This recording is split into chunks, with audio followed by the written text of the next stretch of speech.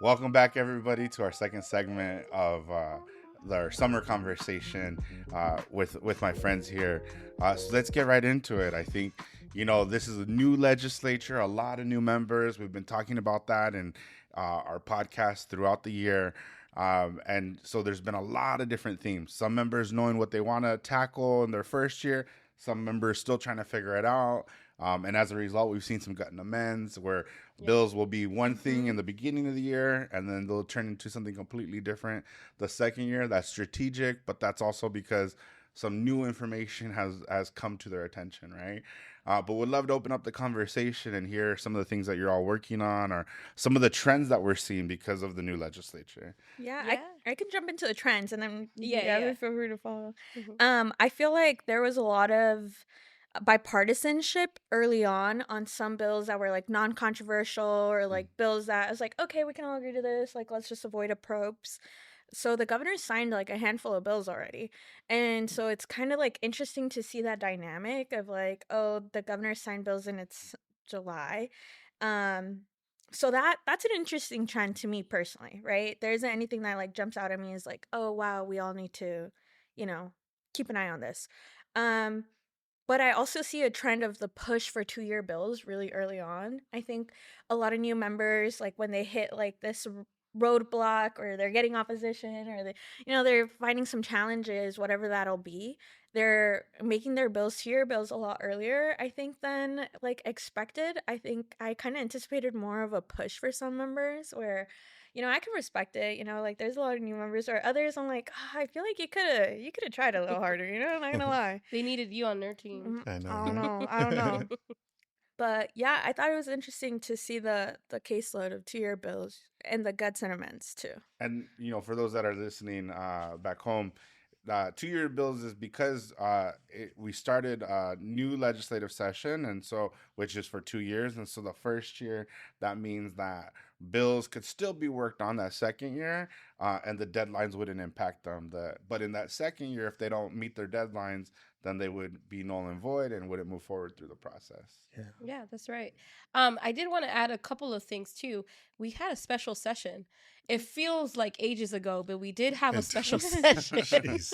at the beginning of the year, and a lot of that had to do with the wildfires that we saw impact, especially the LA County area, Pasadena, Altadena, Palisades.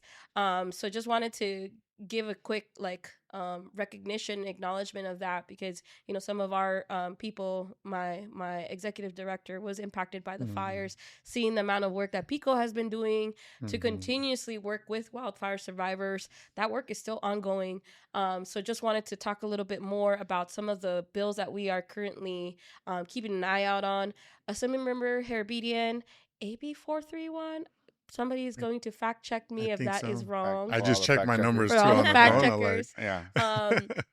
Is doing a bill on mortgage forbearance, and so the clock is ticking, right, for so many of our community members who, unfortunately, once you have people don't realize that once you lost your property, you actually still have to pay mortgage, even though it's just a lot at this point, right?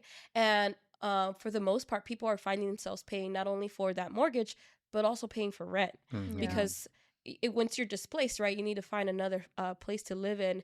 And unfortunately, not many, especially like a neighborhood like Altadena, which is historically Black neighborhood, for many, these were their first homes. They're sort of generational homes. And this devastation is unfortunately leading to a lot of displacement. So just a bill that will bring a lot of needed relief for residents like in the Altadena neighborhood, that we are keeping a track of or lookout for. Another one, I know Eddie and I have been working through the Dream Alliance, so shout out to Dream Alliance. We'll give Dream Alliance? Dream Alliance. Tap me in, coach. Which is a really strong group of progressive organizations across the state, pushing some very bold, visionary ideas and working hand in hand with other members in the legislature who I think are increasingly showing their desire to be seen as progressive, to do progressive work.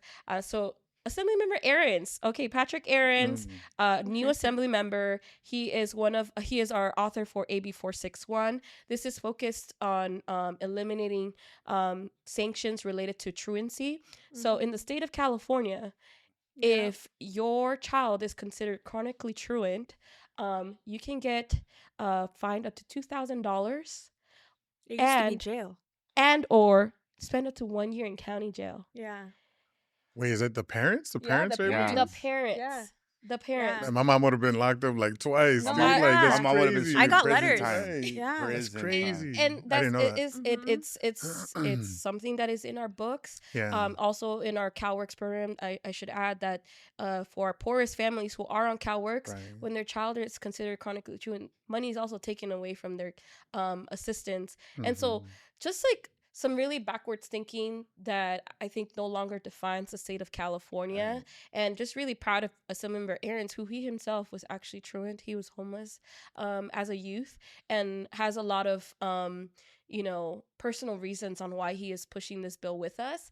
But again, tying it all back to like what's going on in our world, in our space right now, that a lot of children are afraid to go to school. Their parents are afraid to drop them off, and for good reasons. It's all connected. It's all connected. And so we just want to make sure that our children are inadvertently being penalized and their parents inadvertently pipeline into the carceral system or even the deportation system with these outdated laws in our books.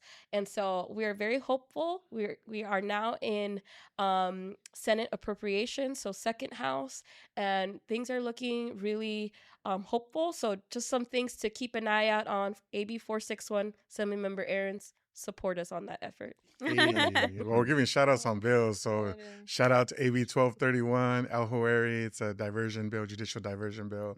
And then the affordable housing bond, AB 736, which is WICS. And then the companion bill on the Senate side is Cabaldon, SB 417. So both of them are looking good. We just need the pro temp to like release 417 because it's a bond. He's kind of held it in rules for a while. So we're working on that. So yeah, just shout out those two bills, Pico California bills, which Dream Alliance is getting behind both of those as well. So again, shout out to Dream Alliance. Tap you in, Coach. And so what would the bond do? So the housing bond, basically, we have a shortage, according to the governor, we're short of building 1 million affordable homes. And he wanted to build that over the next 10 years.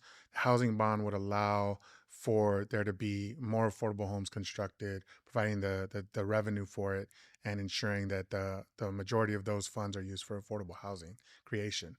Because as we know in California, we're getting back to like the tax dollars, right? It's expensive as hell to live in California, and we need to make up a lot of lost ground on affordable housing, not just because of there's sort of a backfill that has to do there has to be more labor that's created to be able to create the affordable housing because they're backed up. Basically, we need more tax revenue to build affordable housing, and then in addition to that, we need to preserve affordable housing, which this bond bill would do through the CAP program. It's I forget what the acronym. It's like preservation of affordable housing, but basically, like it allows for those kind of existing affordable housing units not to be lost to the private market. Say like if an owner passes away or something like that, that it doesn't go back up to like market rate rent. So a bunch of those things. Also does infill infrastructure, kind of all the infrastructure that goes along with the building of affordable housing. So, but yeah, on another note, we're for us in Pico, California, during the recess, we're talking about recess now, right? A little bit, or no, not yet. Okay, a little bit. All right, a little bit. All right, we'll talk. I'll let it go then. Yeah.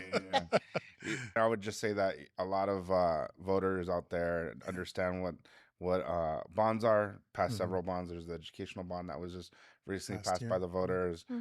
Environmental bond that was recently passed by the voters. Carol has talked about some of that stuff, but yeah, hopefully we'll see that come to fruition because it's another way to create revenue to fix a solution or create a solution to a problem, right? Right. As well as having millionaires and billionaires pay their fair share. Let's be clear about that. Let's be clear.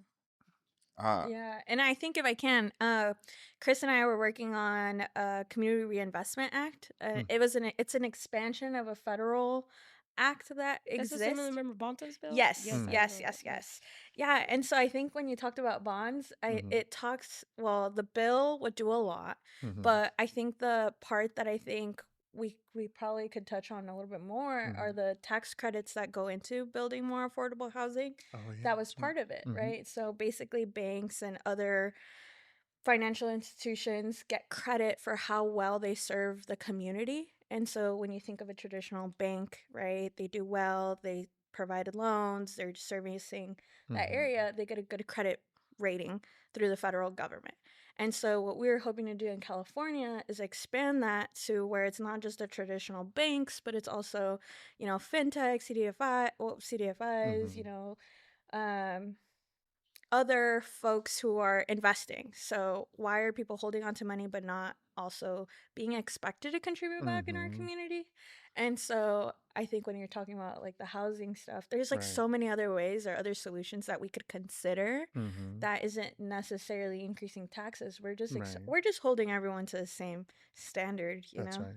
Yeah. 100%. Yeah, and I think some of the other trends that we've been seeing, clearly immigration's been on top of mind for everybody.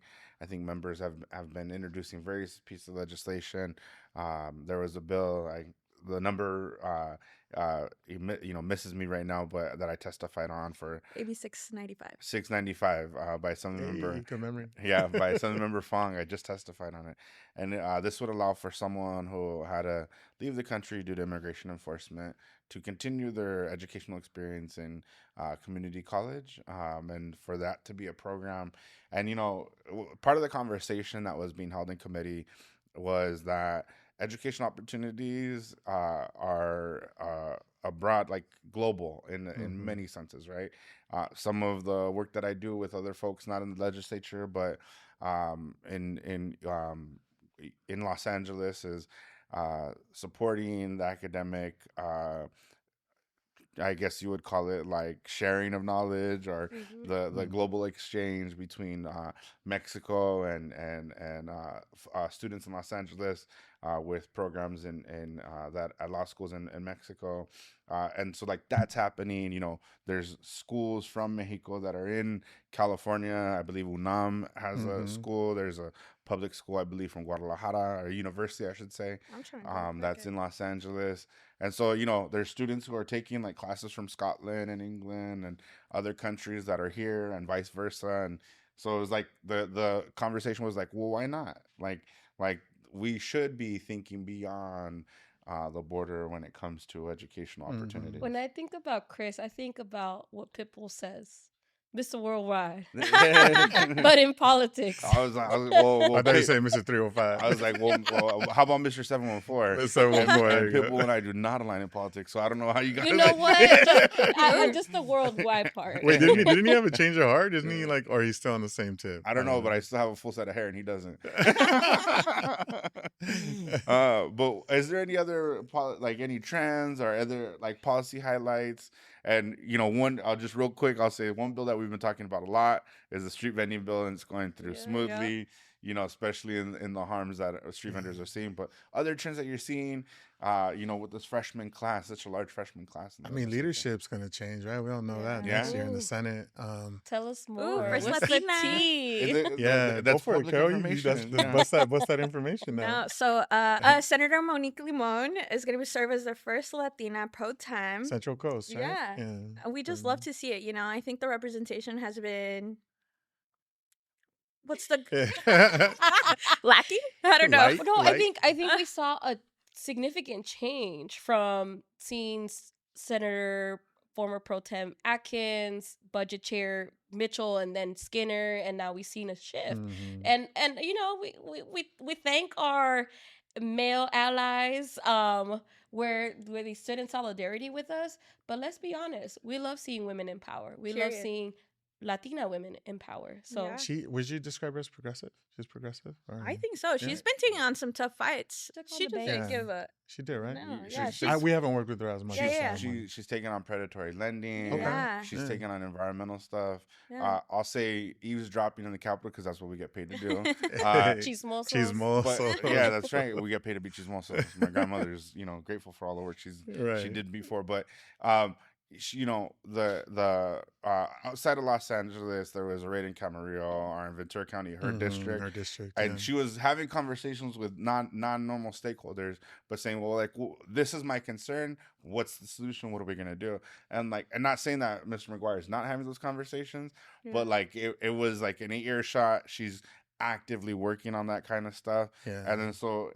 Being prioritized in a leadership office, on if your issue is being prioritized, that's much different. That means it's going to be 100%. elevated, and they're going to actually look at it. They're not going to allow for lofty policy to be passed because that they want to support that member. They're going to be like, well, actually, that doesn't seem right. Or what are the advocates over here saying, right?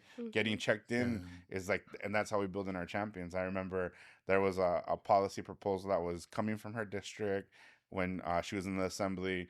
It sounded good, and then she checked in with a couple of us stakeholders, but she called us first. She said, "This sounds good. What do you think?" And then we gave her our opinion, and she moved forward the way she wanted to. That's a champion, right? That's the kind of leadership we she's can a expect. collaborator. Yeah. That on the other side, the balance of power, though, right? We are hearing that on the Senate side, a lot of the committee chairs, key committee chairs, are going to be mod Dems. That's what I've heard. I don't know if I guess we'll see, right? Dang, I guess we'll see. Why did we all sign? Well, I don't know. That's the word. That's the cheese man. That's the cheese man, and I think we're all signed because with the shift in power, we also got to make sure that whoever else is also in other positions of power are working on the behalf of our community members, which are low income people of color, and oftentimes these members also represent those communities, but I think that's where we have a lot of work to do, right? To ensure that these new members who are being appointed into positions of power are standing in solidarity with their community, are not cutting our programs that are necessary and hurting our families, right? Because what we don't want is for them to be and say, like, for example, be put in budget chair position and now all of a sudden take a very moderate conservative fiscal conservative approach to solving our way through budgets, when we can be solving our way through budgets by looking at revenue, making sure that our public benefit programs aren't being cut, right? And so just want to, what is that one phrase that people say, not all skin folk are kinfolk? Just a little shout out to our new members and people who are being appointed into positions of power. Remember where you come from. Remember who your community is. And don't put your back on your community just because it makes your job a little harder.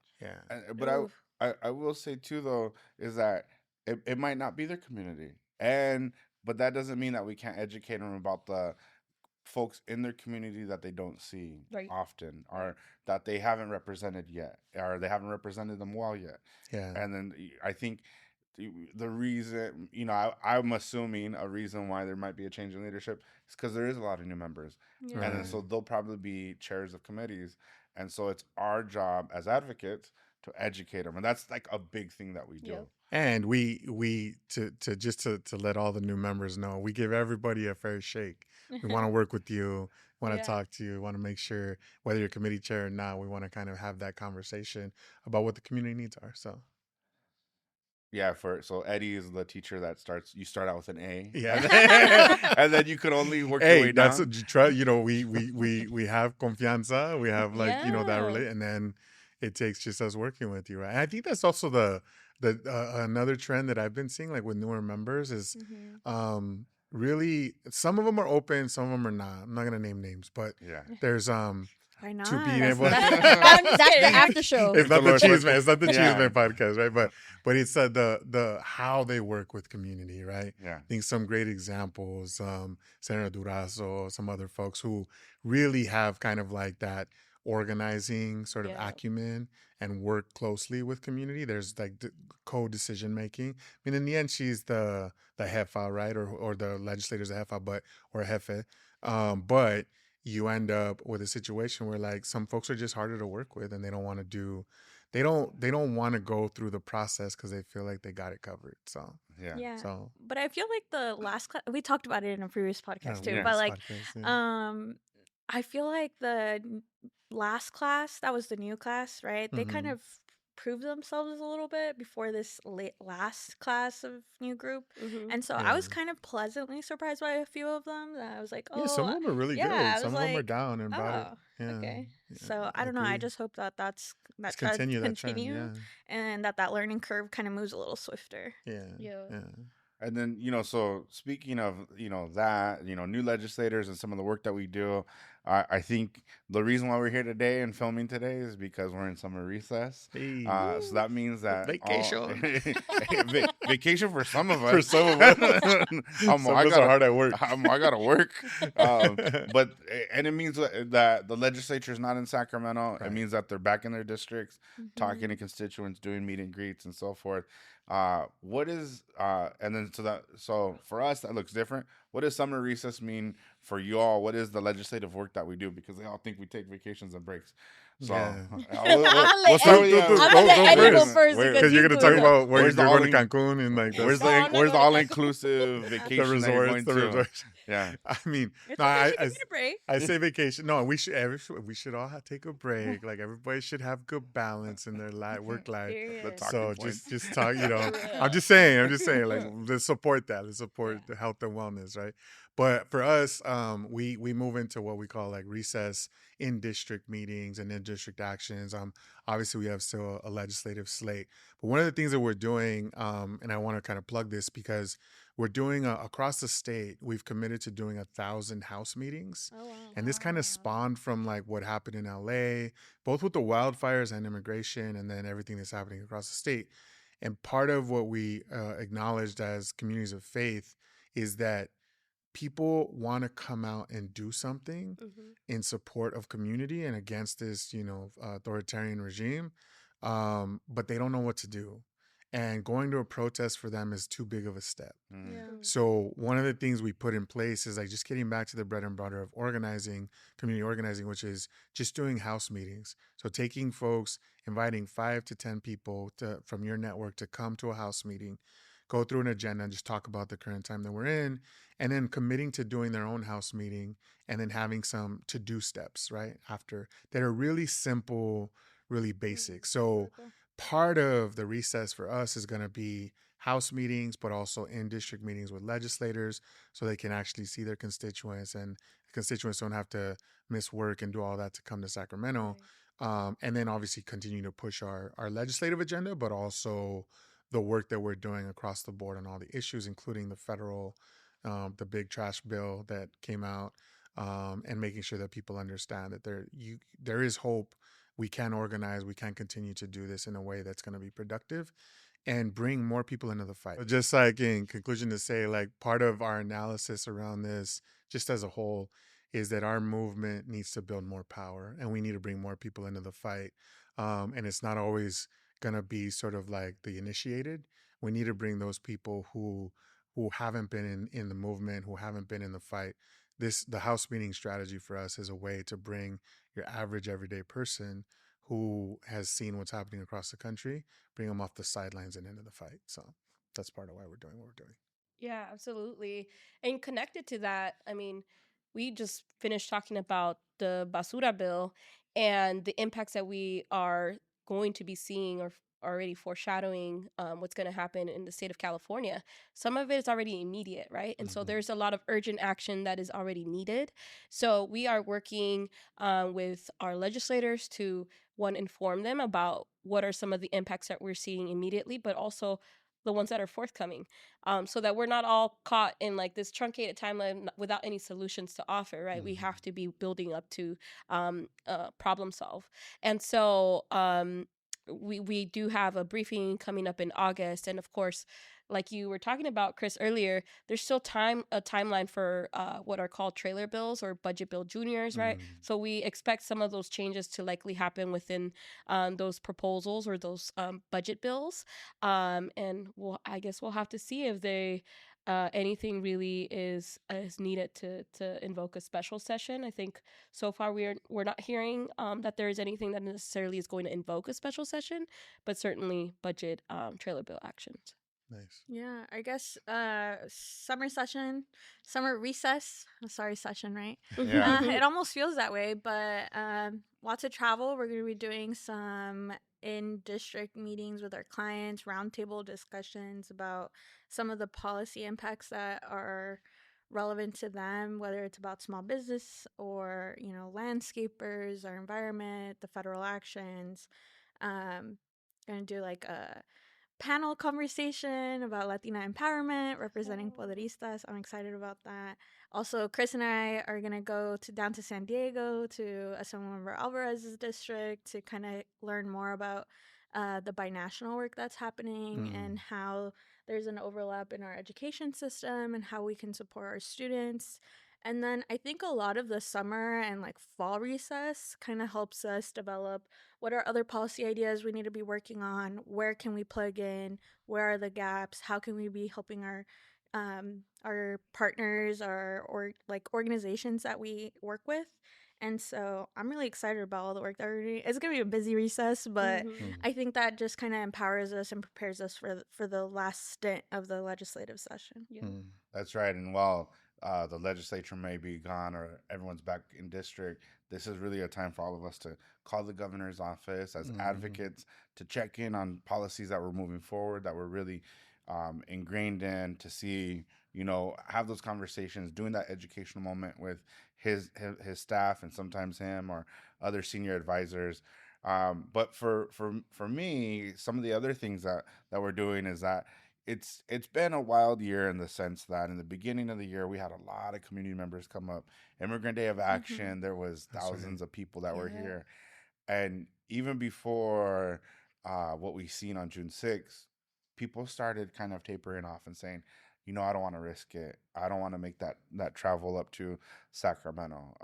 There was the real ID requirements for some of our community members that prevented them from coming, via airplane, which would have been a safer route.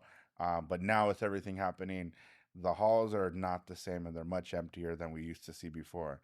We are running SB 635, a street vendor bill that we've talked about many times on this podcast. And there hasn't been street vendors that have come up like the past two campaigns that we've ran. Yeah. And that's just an element that hasn't been happening.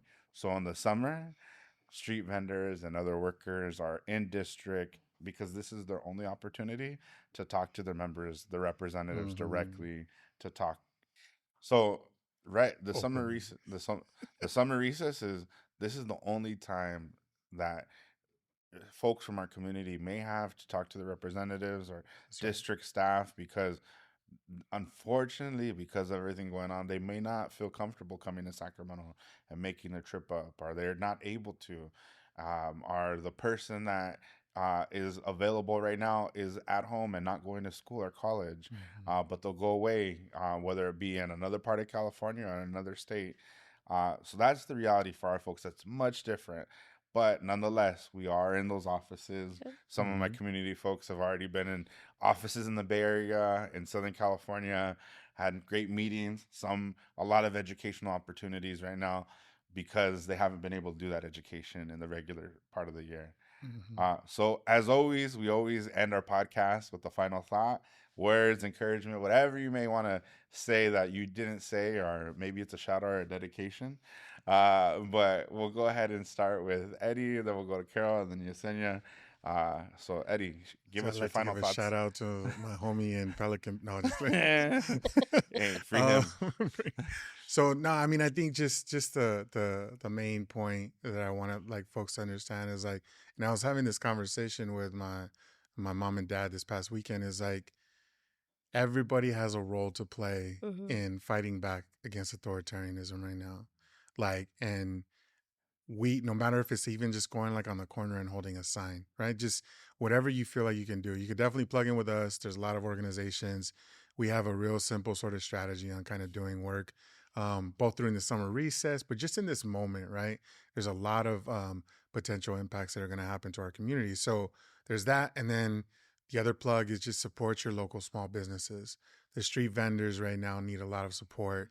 The garment and fashion districts, not just in LA, but across the state, wherever there's a garment district or fashion district, their small businesses are struggling right now because, lo and behold, Surprise, surprise. Immigrants drive a lot of the economy in California. So just support your small businesses, get off the sidelines, get involved, and you don't have to go and you don't have to yell at a National Guards member or a law enforcement officer. There's other things that you can do to get into the fight. So just encourage you to look us up, picocalifornia.org, and hit me up, Primo Eddie on socials, and you can reach out and we can talk about different things. So. Not Theo Eddie. Yeah, that's right. Not Theo Eddie. That's another vato. That's another dude. I don't know who that is. Well, I love what you shared, so I wanted to just second everything you just said. And for the Latinas out there, or allies or supporters who want to feel a sense of community, this is a real strong plug right now. For Poderistas, it's a nonprofit C3. It really is to kind of bring together mujeres who want to share their story, kind of bring their culture, not really be politically affiliated, like partisan-wise, but I think just for you to feel civically involved. Like, what is it that you can do in your community? It's a common thread in a lot of our podcasts with like a call to action, but I think sometimes we just want to be in a space where you feel comfortable, where you feel like you can share who you are, but also know that it comes in different ways. Like, we do a lot of trainings online, so it's more so, hey, how can we educate you on something that's related to like a bill, or how to get civically involved locally, like who are your community members, how do you tap in where you can. And so personally just wanted to put that out there for Poderistas, Instagram, Facebook, LinkedIn, whatever it is. I have the opportunity to be representing the West Coast, the West. And so in any way that I could be helpful, like, feel free to tap in. It's national? It is national. So it's national. We have a few really cool board members, America Ferrera, Eva Longoria, a few other Latinas, who've been carrying this on, and they're going to be celebrating their 5th year anniversary August 5th, I believe. Sweet. So we're really close, and so I just wanted to make a strong plug for them. Yeah. Well, first of all, I just want to say thank you for inviting us in this space.